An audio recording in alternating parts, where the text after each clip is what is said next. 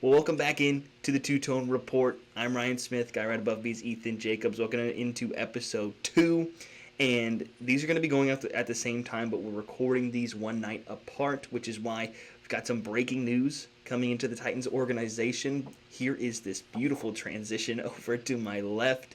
Brian Daboll is the new offensive coordinator for the Tennessee Titans. And Ethan, what are you thinking, man? What are we thinking? I think it's a pretty good hire.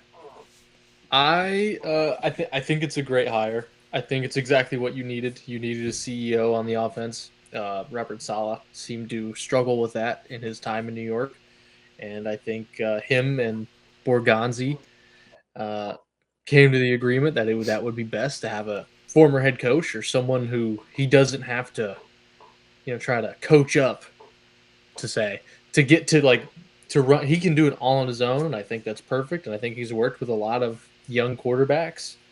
Um, and I think a lot of Brian Daboll's issues stem from being a head coach rather than being an OC. I feel like as an OC, he is overqualified for this job. So I'm pretty happy about it. Yeah, I mean, when you get a guy who brought the Giants to a playoffs and got them a playoff win, and it was literally just a couple of seasons ago that he did that, you got to imagine that's a pretty good hire there, and especially with the history he has of getting the most out of quarterbacks. Obviously, the big name everybody's going to go to is Josh Allen. Whenever he was having his struggles accuracy wise and things like that, Josh Allen comes in, or excuse me, Dayball able to get the ball rolling, kind of figure things out, which I think obviously with the trajectory of Josh would have happened anyways, but Dayball getting the not necessarily the credit, but being accredited with being a part of that change, and then now obviously with Daniel Jones, we saw what he did with Indianapolis, but getting that team and that sort of roster, which I always felt like defensively the Giants were a little bit further ahead than the offensive side when it came to talent, not for the lack of effort, because they've been trying to go in the right direction. Obviously, this year losing Malik Neighbors for virtually the entire season, minus I think like 1 or 2 weeks, definitely didn't help in that sense. Pairing him with Jackson Dart and then Scadaboo, who also was out for the rest of the season. I don't know if you saw that video of him snapping his ankle in half. Oh, I did. It Dude, was it was beautiful. freaky. It was bad. It was bad. It wasn't good. And then now he's just being a freak on like Twitch and things like that. That guy's gonna have CTE by the As he time should. he's. I saw something where it's like Cam Scadaboo is going to be the first offensive player to get targeting, which it feels like an accurate description of what he is, to be honest with you. But still, going to this year, obviously, we talked about it last night. We talked about it last episode where you got to be able to nail this OC hire and get a guy who not necessarily can be the head coach of the offensive side of the ball, but can, you know, be another voice for Robert Saleh heading into this season. And it's hard to imagine a better hire outside of a couple of guys, which I know you're going to mention here, but I think this is a really good hire. I feel like for Cam Ward for this offense, and while it's probably going to take at least a full year of being able to get through the growing pains and things like that to see the fruits of your labor, because once again we talked about it, barring some massive development and transactions during this offseason and fines on the offensive side of the ball for through the draft, this isn't a team that you're going to sit here and say, yeah, they can go out and win a Super Bowl in 2026. It's just not an unrealistic expectation, but this can be a team that can build and grow off of their lackluster season just from 2025 and be able to get to that 6 or 7 win mark. I did the pause there. If you You thought about it. I hate you. I hate you. But still, I'll let you dive into it. I'm sure you're going to have some nice tidbits and facts for us, just like you did with Robert. And I the will. floor is yours. Indeed, Ryan. Uh, the Canadian bald king is ours. You know, the bald duo. I was gonna say trio, but Bones Fossil isn't bald. Has just shaved his head. 4 balds. Uh, Ripping on these guys for not having any there's a hair. lot. There's gonna be a lot of. Bald, bald. There's a lot of sheen going on that Titan sideline, but A sunny day hates to see them coming. yeah, milk duds. But but but yeah. So before we get to his time in New York, we could talk about a little bit of how he learned, where he learned from. He spent, I think, almost 10 seasons in New England under Josh McDaniels and various other coordinators when he was off doing other jobs, but learned a lot from Belichick, I'm assuming. Um, The not first ballot Hall of Famer Bill Belichick, which is insane. we can talk about that later. I've got a whole rant that I've got about that. That is insane. But yeah, I mean, he started coaching a long time ago. He went to Alabama, coached up Alabama, made Tua look like a top 5 pick. Uh, just helped facilitate a lot of really some of the best offenses in college history. Especially that I don't know, he wasn't there 2020. Not history, but he facilitated a lot of great offenses. And you know, when you finally get to the Bills job, he came in, I think, at the same time, same year that Josh Allen was drafted, 2018. Uh, and what we're looking for is someone that can take a young quarterback under his wing and develop him. And I mean, who knows what Brian Daboll would have done compared to someone else? It's Josh Allen. Now, there's an undeniable fact that Josh Allen was a super raw prospect. In accuracy issues, plenty of that. I'm sure you can talk about that his rookie year. And what were some of the stuff that you saw like improvement from year 1 to 2? I think it's, you see it a lot with guys with a really strong arm and really like raw athletic ability, really, just a lot of strength, being able to throw the football down the field, throw it really hard, have that zip on it. They throw everything as a fastball. And, it makes it obviously really difficult on those short passes, but for guys to be able to hang on to it when you're throwing the ball. I forget specifically what like really hard is for a football, but I think it's like 55, 60 miles an hour for that. Is insanely hard. Really is really fast for a football. And, when you've got a guy like Josh Allen, big frame, strong arm, he threw everything as a fastball. And then, with time and obviously with Daboll, he was able to start putting more touch into his throws, kind of let back a little bit. Don't need to fire everything as a fireball, and you saw the success kind of happen after that because it's not even necessarily he was making bad decisions, but it was just letting the game come to him and getting used to the NFL level because it's a massive jump going from Mountain West Conference at Wyoming to the NFL level in the span of 1 year and being a first-year starter there is I believe he's number 4 overall pick, top 5 pick. Either way, he was top 5 guy for the Bills back in. I thought he was like the 11th overall pick. No, he was like, I don't think so. Maybe, I don't know. Either way, maybe I'm thinking of Patrick Mahomes. Yeah, that was Mahomes because that was when because the Bills actually traded back, I believe. They traded.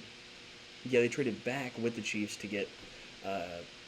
Then the Chiefs obviously got Mahomes in the 2016 draft, 2015 draft. I forget specifically when, but either way, I'm getting off point here. But with Josh, it was getting used to the NFL level, and then also not realizing that not everything has to be a fireball coming out of his hand. And I accredit Josh Allen to ruining the evaluation of quarterbacks in the NFL over the past, since he got drafted for 6 years pretty much.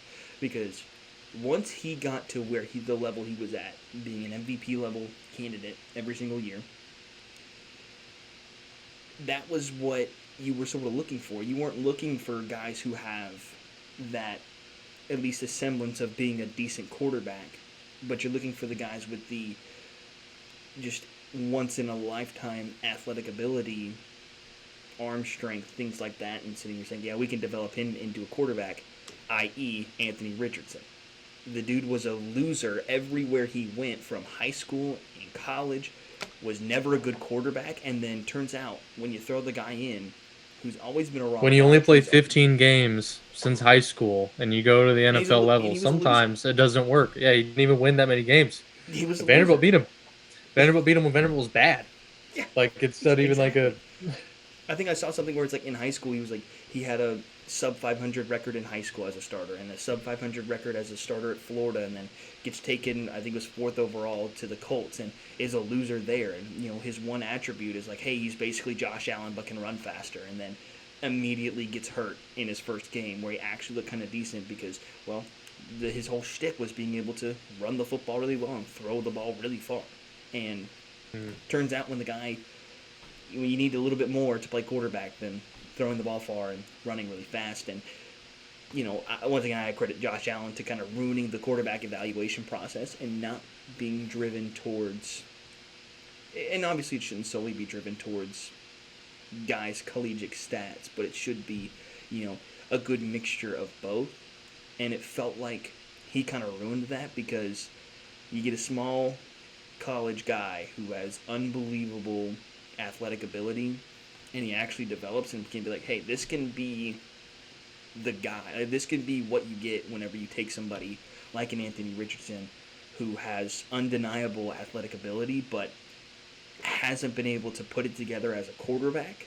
And it just kind of shows that. But, going back to this whole entire point, obviously Josh Allen not the only sort of success story, I guess I would say, with Daboll. Obviously, we talked about it earlier with him in his first year with the Giants being able to not only make the playoffs with them, which is something that they hadn't done. I want to say since Eli Manning and Odell Beckham were still, being that wide receiver quarterback duo. And then not only that, but able to win that wild card game against the Vikings. So it's not like we're sitting here talking about, obviously his time in New York wasn't a success. What a surprise, right? Another New York coach doesn't succeed as what everybody expected. But it's not that he didn't necessarily succeed every single year. It was just as the year went along and as they tried to build a roster with him and Joe Schoen, it just didn't end up working. So I know you're really high on the Titans GM, and we'll see how this goes this offseason. Like I said, it's like beating a dead horse at this point. It's going to be a really important offseason for Cam Ward and for this team as a whole to kind of take those first steps towards building a team that can go and compete for the next however long. Exactly. I personally think that there could be some issues with this. This isn't perfect. I know Borgonzi, I trust in Borgonzi. I think he's done an amazing job casting a wide net and trying to find the perfect position guys. Head coach, offensive coordinator. I know he had a little bit of a connection. I think they were both in Kansas City in 2012, so he saw his process as a coach. And of course, when you're a head coach, you have a lot of tape on you at all times. And I just feel like, there's no. He is extremely overqualified for. There's nothing that, like. Of course, my guy was Cliff Kingsbury. I said that in the episode you'll see at the same time, but Kingsbury, I feel like, has done more, made it easier for younger quarterbacks with less. Almost. I'm not even gonna say less. It just, I feel like maybe because they're just more explosive. I would say most of the offenses are usually a little more flashy. I'm not even sure it's that much better statistically. I'd have to do a side by side, but I just feel like everywhere Cliff Kingsbury went, it was immediate success. It was like, holy crap, this guy's insane. Pat Mahomes. You got Kyler Murray, which as soon as Cliff Kingsbury left Arizona, Kyler Murray looks like he's going to get shipped off. He looks awful. Like, it just does not look like the same quarterback. Yeah. Same thing with Jaden Daniels. Yeah, and obviously with Jaden, he was hurt for pretty much the entire season. And, you go back, obviously he's had his fair share of really good quarterbacks really talented quarterbacks at the very least to be able to, sit there and coach with. And obviously I think Kingsbury was a part of that Mike Leach tree. Rest in peace, Mike Leach. But, the father of the air raid. And that's the one thing you're going to get is he is a very good tactician, very good, coordinator in being on the offensive side of the ball. And I know you said you wanted him. That would have been also a good hire either way with, the struggles that the Titans have had offensively really since that run to the number one seed not too long ago, but still a little bit ago for Tennessee. But, I still think that Daboll being the guy is still a good one with the track record of having these young quarterbacks and being pretty successful, whether it's Tua at Alabama and then Josh Allen and, his 1 year of Daniel Jones being very successful, and then obviously with Jackson Dart being in his rookie year. I think what we can attest more to and it feels bad saying this because it sounds like I'm like trying to sugarcoat Daboll's time in New York and it just being like, oh, it's a dumpster fire and try not to pin any of the blame on him because obviously if you get fired from a place, you have something to do with it, right? It's not like you're sitting here not at fault of anything, but to sit here and say that the rosters that they built, especially on the offensive side of the ball, because the defensive side, it felt, like it's good enough to go and be a winner in the sense of be able to make the playoffs and potentially get a game or two deep into the playoffs, but on the offensive side, it just, man, it felt like they swung and missed and swung and missed and swung and missed, ripping out the golden sombrero pretty much every single time they went into draft offensive players, whether it was on, in the backfield or out wide in the wide receiver room or, on the offensive line. It just felt like they weren't really getting the right guys in there and being able to develop them, which obviously can be pointed one way or another, whether it's at the front office or in the coaching position. It just never really felt like the guys they were taking. Not resigning your talent. That's also another big problem as well. But it just never felt like they had the right guys in the building on the offensive side of the room, and ultimately Daboll paying the price, and then Joe Schoen being able to stick around and see what they do, I guess. But with Daboll, I think he's got the track record of being a good developer of quarterbacks, which is something that you talked about last episode.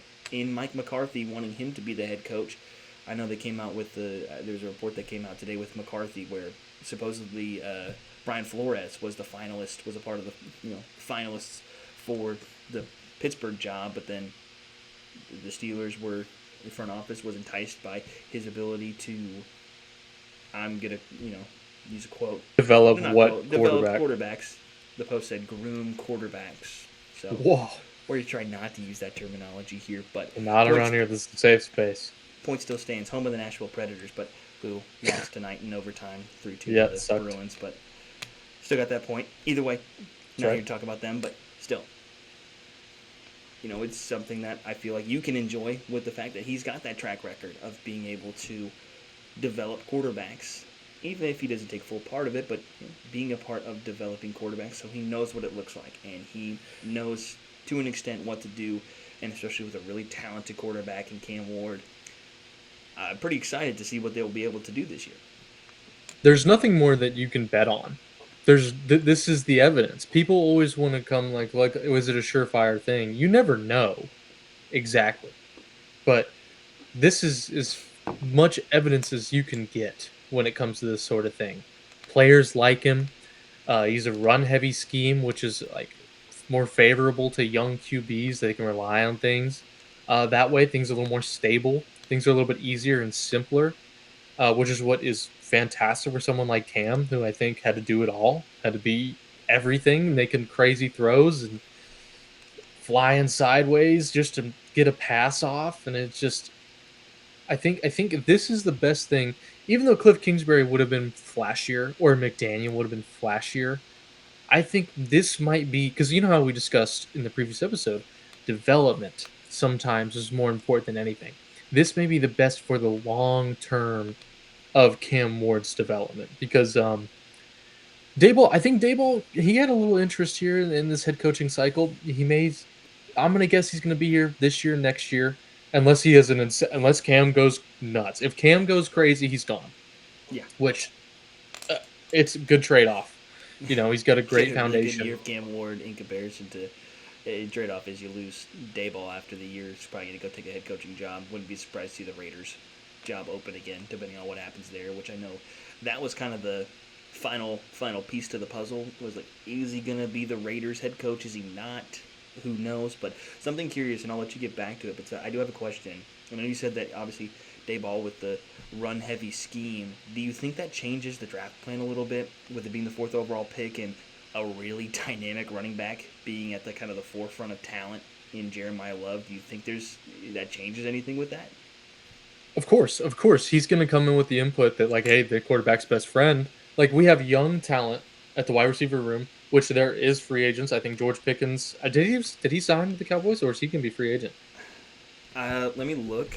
I want to say I heard something where I don't think he has yet, but I think they're like working on extension. I don't even know how much cap they have at this point with in Dallas at this point, because I know they still got some other guys they need to re-sign. Obviously, they have the Dak and CD contracts that they still have. Odigizua, who is also on a pretty big contract there. So let me see really quick, but like I'll keep going about that. But I know there's still some good wide receivers and offensive linemen that you can fill in gaps with, because I know the Titans still have a couple of good pieces, like we talked about last episode, Peter Skoronski and J.T. Latham, who can be some good pieces. Exactly.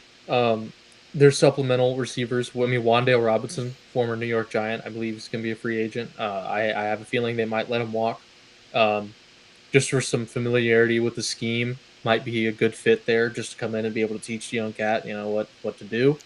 And I feel like it all depends on if you trade back.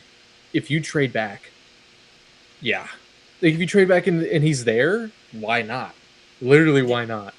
But if you're sticking in there, if you're sticking at 4, it's going to be a defensive player, because that's, as we discussed, it is a defensive heavy draft with Arvell Reese, Caleb Downs, Ruben Bain Jr., the edge rusher from Texas Tech. I forget his name.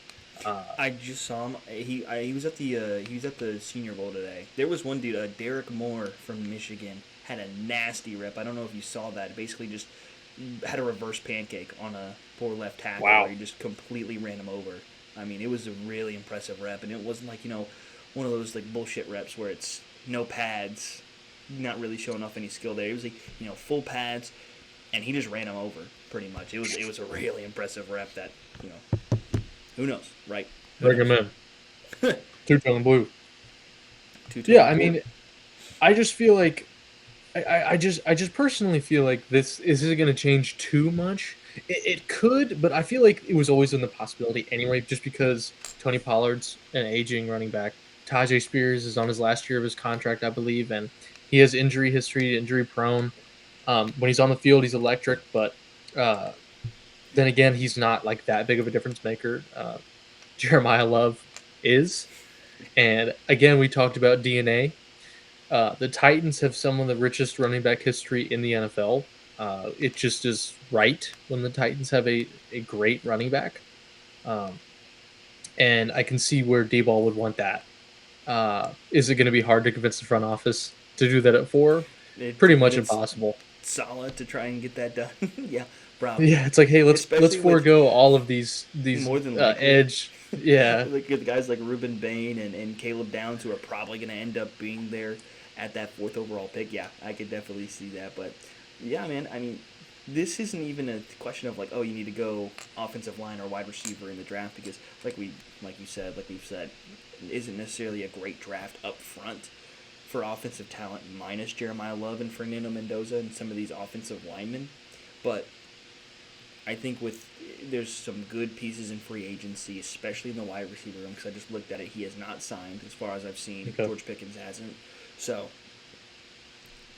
it would not surprise me with the season he had that, they're going to throw him the bag in the offseason to try and get him to sign, because he would be the undoubted wide receiver 1 outside of CD's shadow, and we'll see how he's able to, kind of respond with that, and obviously being able to build in the offensive line room as well, and then, whether you use that pick on Jeremiah Love or on one of these the plethora of defensive players who are going to be difference makers on day 1, there is a lot of, that's the one underrated thing, there's a lot of what feels like early day 1 talent that are going to be difference makers. It's not going to be like some of these drafts that we've seen where you're getting a lot of raw talent at the start of it that you kind of project to be these first couple of picks, because Ruben Bain's got very good college production, has been there for a couple of years. Same deal with Caleb Downs, same deal with Fernando Mendoza. Obviously Jeremiah Love, we've seen the production that he's been able to have. So it makes sense to there's a lot of front end production that is more than likely going to be you think about it from a college recruiting perspective. When some of these high schoolers come in, it's like these are guys who the talent is there, but they've got a body of a high schooler when they need to go out there and face Power 4 talent, especially when you get to the Big Ten and SEC, where it's like you're going to get eaten alive by some of these dudes who are probably going to be insurance salesmen next year, but because they're 6'2", 220, and you're 6'4", beanpole 180, like you're going to get eaten alive by that. These guys at the front of this draft, they're not like that.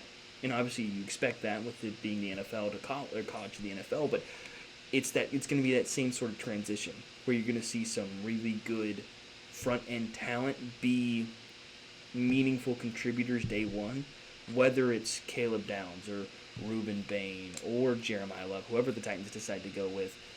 There's going to be some really good top end talent in this draft that are going to be contributors day one. And I think this holds true no matter what side of the ball you draft. It's like raise the floor of your team. And because we have someone in here who has experience with, on the offensive side of the ball, been a head coach, offensive-minded head coach, and then a defensive-minded head coach, who's currently a head coach. Now, here is something that I realize I'm completely flipping topics right now, but there's something that's sounded kind of interesting here is Robert Saleh and Brian Daboll never worked together. They've never crossed paths in their coaching. I feel like that's in a their rare coaching thing tree. in the It NFL. is extremely. I saw reports where it was Borgonzi. That was pretty much, it was like a preliminary thing. If you wanted the Titans job and if you aren't an offensive guy, it's like, hey, Brian Daboll better be your guy. And Robert Saleh, apparently that was like, he was like, yeah, let's do it. Because I think they got acquainted because, you're both the New York teams at the same time. So they clearly had a relationship. They do the joint practices and stuff. Yeah. I think they had a very good mutual respect for one another. And coming together here is a negative, I might see. Because, like, as much as we love talking about Brian Daboll being a great offensive coordinator, he just got fired from being a head coach. And immediately going back, I don't know how well he is going to do at transitioning back to being, an OC. Now, he is like the CEO. And here's another thing. We're splitting the team for sure. A head coach of the offense, head coach of the defense. This guy just has more say. He's going to have the final say. And it's like, that's a big split. It's a big thing. Players generally like Daboll. They liked being around him. I think it didn't matter what side of the ball it was. So I think that's not going to be the biggest concern, but it is definitely something that is unknown, which you have to factor in is a possibility that they may not work well together. They haven't worked together. They don't know what it's like. This could be. This is a big risk. Like I wanted to like almost compare it to Vrabel with Matt LaFleur. Matt LaFleur came to be our OC, and LaFleur was actually a head coach candidate. He interviewed to be our head coach. Probably should have picked him, being honest. I love Vrabel, but consistency on the offense always wins. If it always wins, but there was like a disconnect. It was like it was alphas in the room. They wanted to control over it, and it just wasn't a very successful season. I mean, if you look at it, I think it's Matt LaFleur is like one of his least successful offensive productions that he's had during a year. I mean, Mariota didn't really do anything. Now, again, it's with Marcus Mariota, but still, I find it very similar to that. That's what I recall. Now, my knowledge is pretty limited. I don't have the way back, Rolodex that some people do, but I think it's definitely a concern and something to look out for. This is not the I don't know if I've already called it this, but it is not the perfect hire. There is a lot of things that could go wrong. It's the best hire you could make at the moment with the knowledge that you have. You have to hope they work together, and if they do, this should be a pretty successful run. Everything points to, all the evidence points that this should be a successful first year, just building a foundation. Get the guys in, get them working. Let's learn the offense. Let's get it done. Yeah, that is a curious thing to me. Is that obviously, like you said, with these two guys never working together before, and that being a fairly rare thing, really on all levels of coaching, but especially in the NFL level, where it'll be interesting, right, to see how these two work together. I know I was reading up on Daboll a little bit before we did this, and supposedly he had a temper on the sidelines big time Mm-hmm. with the Giants, where he would throw like the Microsoft tablets, Yep. slam them on the ground. He actually got fined, I think, $100,000 for doing Going that in the one blue time. tent. And then, yeah, and then the Giants owner was like during the offseason, I think it was in between 23 and 24. It may have been 22 and 23, where he literally told media, he was like, "Yeah, I wish he would stop doing that. I wish he would stop, being a psychopath on the sidelines." Which, who knows? Maybe that clashes well with Saleh and what he wants to do. Because I know when you talk about these defensive guys, it's not very often that you see defensive-minded coaches that aren't, wired. Not like they look like they haven't just, shotgunned a white monster with a 5-hour energy that they poured into it as well.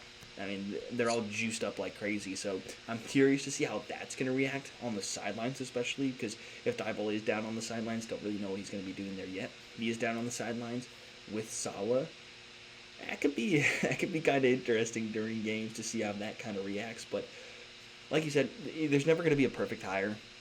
Even if it seems like a perfect hire, it never truly is. There could be a lot of things that go wrong with it, like you said, with those two never working together. But alongside of that, it could be a positive because both of these guys have been head coaches before, and they've seen kind of what went right, what went wrong, and who knows. I never like having a disconnect when it comes to that sort of thing, like seeing the OC as the head coach of the defense, or whoever's the offensive-minded coach as the head coach of the offense, and whoever's the defensive-minded coach, the head coach of the defense, because it almost never works well. When was the last time you heard of co-offensive coordinators or co-defensive coordinators working? I'll break it to you. You haven't, because it just doesn't work. It almost never works. Of course, there's going to be outliers, but it almost never works. So having a split system of you're going to coach the defense, I'm going to coach the offense, and they're going to have very little time interacting with each other during the week is never a recipe for success. And that's kind of one of the big worries for myself. I know you just said it, but you hit the nail on the head with it, where there could be that disconnect because these two have never worked together and you don't know how they're going to work. But from a pure developmental standpoint, I like the hire. And it's funny, I saw a clip from, I don't know who it is, and I do apologize. It's this one guy who covers, who talks about, I think it's everything Baltimore sports. And he was saying you can't get a home run if you're worried to strike out. This kind of feels like that to me, where you can't be worried about how they're going to react to each other, or how it's going to mesh together. But if he's not the best fit, and obviously, like you said, with Saleh being up for the challenge, saying hey, if he's going to be the OC, he's going to be the OC. Let's do this. It's not necessarily a bad sign to see him take over the challenge and be willing to work. I think it's going to be more into the court of Daboll to see what his reaction is going to be to it, and we'll have to kind of see. But just to sort of wrap things up, any final thoughts from you, and then grade on it on the hire for Brian Daboll to the Titans? Well, yeah, I don't have really any more thoughts other than I'm pretty sure in Buffalo he was in the booth the whole time. I expect to see him in the booth again. That should work best. Communicating that way through mics rather than both being on the sideline is what I would prefer. Let him see it. Let him stay in his own domain. But if I were to give this a grade, I've changed my grade. I wrote a grade down before we even got on. I changed it 3 times. So I'm giving it a B at the moment. I feel as if there's a lot of risk. It's a lot of uncertainty with them working together specifically. I'm not concerned with his ability to develop Cam. I'm not concerned with his ability to call plays. He's good at that. That's what got him a head coaching job. Same thing with Saleh. It's being able to work together and getting past that head coaching stuff. And I know you hit the nail on the head with he had a big issue on the sideline. Is he going to be able to control that temper? Is he going to be able to bring it back and refine that? If he can, we're going to be pretty good. If he can't, we're going to look really dysfunctional on offense, and we're going to be in the same place where we are now next year. Yeah, no, I agree with you there. I think it's a B plus. Just thinking off the top of my head, because the pros for me outweigh the cons in the sense of you've got a young quarterback, former first overall pick, that you need to nail, and I think bringing in Daboll is one of the best hires you can make for that in this current cycle for offensive coordinators. I think the only one that could have been, comparable to is, like you said, Cliff Kingsbury, just because he is a guy who's going to put, quarterbacks in a successful situation from an offensive standpoint. Kingsbury is, but I do really like having Daboll for Cam Ward and for this offense, and I'm very curious to see where they go in the draft now, in free agency, because that adds a little bit of parity to it. Where it's like, yeah, with Saleh just being the only guy who's, the initial hire right now, probably seems like they're going to end up going defense. But now with Daboll, who knows? It could be Jeremiah Love, who goes at that first for that first overall pick for the Titans. But we'll have to wait and see until the draft starts, and I will be very intrigued to see that. But that's on that. Before we go, we talked about it a little bit earlier in the show with normally Hall of Fame stuff for these Hall of Fame classes. They don't necessarily come out until nobody really knows what it looks like until the NFL Honors comes over the weekend. And we got a little bit of a snippet, leak, whatever you want to call it, that Bill Belichick is not a first ballot Hall of Famer, which is absurd. It's the worst. I know it's been beaten like a dead horse at this point on every single platform, but that's one of the worst things I've ever seen. It is. You want to talk about, like, when you think of Hall of Famers, you think of guys with unbelievable accolades. Well, Bill Belichick's an 8-time Super Bowl champion, 6 as a head coach. That's pretty unbelievable. I was looking at it earlier. I had it pulled up, and I need to go find it again. 8-time Super Bowl champion, 3-time Coach of the Year. He's on the 2000s All-Decade team, 2010s All-Decade team, 100th anniversary All-Time team. He was all sorts of Patriots accolades. Most Super Bowl wins, Super Bowl appearances, playoff wins, divisional championships. I mean, we could rip off these accolades going on and on and on. I think he's number one he's not number one in all-time wins. That's still Don Shula, but playoff wins, he's number one. So he's got the accolades, no doubt about that, and the influence that he's had on the game to be as successful as long as he has. He changed football. I have no idea. You're absolutely. I have no idea how voters can look at everything he's done and sit here and say, "Oh, he's not. No, he's not. He's not in the Hall of Fame this year. He's not a first ballot." I heard ridiculous. Some stuff where it was about Deflategate and Spygate. I heard that one of the voters brought up that, and this could be like one of those parody accounts got him. I don't know, but I heard that one. Am I getting got right now, or do you know? I have no idea. No, I don't think so. Okay. I'm sure that was probably brought up because those are pretty influential things, man. I mean, he did cheat. Big deals. I mean, he was a part of 2 cheating scandals. Yeah. So it's tough, but you got to look at the other the other 6. I think he didn't need it. I think he was quite a talent no matter what. I think it's horrible. At this point, do you vote in Tom Brady? Like what? He was a part of those too. They might not with that.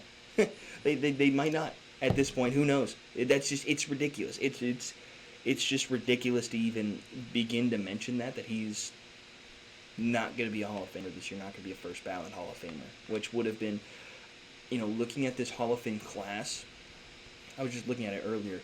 This Who is it? Who's in the Hall of Fame class? I haven't seen. It's so some of the like notable names: Drew Brees, Larry Fitz, Terrell Suggs, Luke Kuechly, uh, Jason Witten. A lot of the more modern players. I know they've been saying it for a while now, where it's like this is the modern era NFL Hall of Fame classes. This one feels like for me, and I know for you The too, first one. the Yeah. first true modern one where You're these like, guys' whoa, primes hearing were in those like the names. late 2000s and early 2010s, where it's like, yeah, this is when most of the guys like us started watching football seriously, Yeah. was in the late 2000s, early 2010s, and it's like, yeah, these were the peak names. This was, you know Drew Brees, you know Larry Fitz, you know Jason Witten and Luke Kuechly, which I don't know if Luke Luke Kuechly's Kuechly, going yeah. to get an Adam Vinatieri as well. All of those guys. This had potential to be one of, for myself at the very least, one of the most notable Hall of Fame classes, and I mean, I don't know how you mess it up this bad. I genuinely don't. It's a it's this feels very I realize it's different circumstance, but it feels very Pete Rosey, where he is not well. Is okay. You're more of a baseball guy than me. Is he in the Hall of Fame again? Right after the year he died, did they I think so. re-induct him? Yeah. No, they didn't re-induct him. They just inducted him the first time. That's horseshit. Yeah, it's He's like as soon as dead, he was bro. dead, they did it postpartum. Yeah, it's like, you see, and that's the funny thing. You bring that up, and obviously they're two different sports, two different committees for that part of it. But a lot of those guys, they think the same. Because I'll be honest with you, all the voters are old. They're old heads, and they don't know what they're talking about most of the time. But with like the baseball writers, they get shit on a lot because their Hall of Fame ballots are just not very good most of the time. It's like they have weird reasons for not sending people in. A lot of the time, it's like the steroid era guys. Now, those have mostly washed out at this point. Barry Bonds should be a Hall of Famer, but Yeah. it's those guys are mostly washed out. But that was kind of the big focal point where it's, that's where a lot of these baseball writers who voted on the Hall of Fame classes, they got shit on because it's like, how are you going to leave Barry Bonds out, who leads in most major statistics, and you don't vote him in? I think it's the same deal with Manny Ramirez as well. He's probably not going to end up getting in just because, Is Mark McGuire in there? No, I don't think so. See, I've never understood this. Why, if they're all on steroids, what does it matter? They're all roided up, and you know it what? shouldn't. It shouldn't. Just. I mean, he's still hit. Barry Bonds hit like what 700 home runs. Like it's insane. Yep. He's one of, I think it's one of 5 players all time to hit 700 home runs. And I was looking at it because I was thinking about it a couple months ago.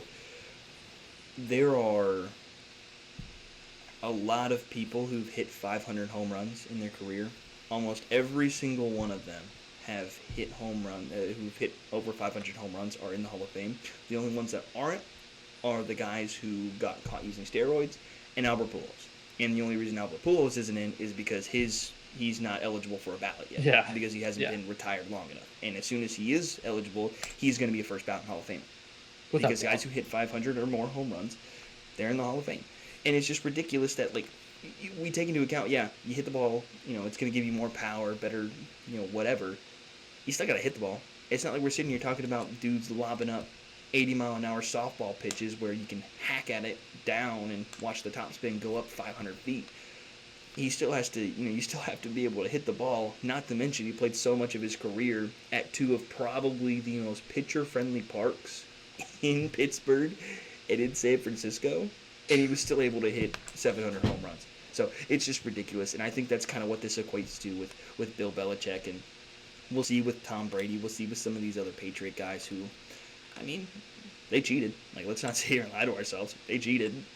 There's a little bit of something going on. It's not a lie that to say that they cheated, but to taint their entire career of accolades and sit here and say that these guys don't deserve it because of 2 to 3 seasons of potential cheating, and they don't deserve to be a Hall of Fame, even though they have, outside of that cheating, a Hall of Fame career in themselves. I think I saw something where it's like Tom Brady had like 3 different Hall of Fame careers in the span of his career, where it's like from like the first third he had 2 Super Bowls, second third he had 2 Super Bowls, third he had 2 Super Bowls, where it's like, are you going to keep him out? You can keep they are going to keep Bill Belichick out, and There's are going you to be going to some keep any of these other relationship guys? stuff there with the separation going to New York, North Carolina. There had to been some like because I know there was some stuff with the Patriots not wanting to be Oh let in the yeah, facility. Like there was some weird stuff going on there, but it just seemed like this just seems like because when you think about it, like all these NFL film stuff, like he's been the all century team or the NFL all yeah. what is it? It was the He all was like decades team. majorly involved. It was He like was all majorly decades. involved in that process. Like he recorded all that. Like he's such a historian of the game. Like he's just naming dudes he'd never even heard of. And it's just like to say that he's not a first ballot Hall of Famer is the biggest travesty. It's terrible. Like these voters, They're morons.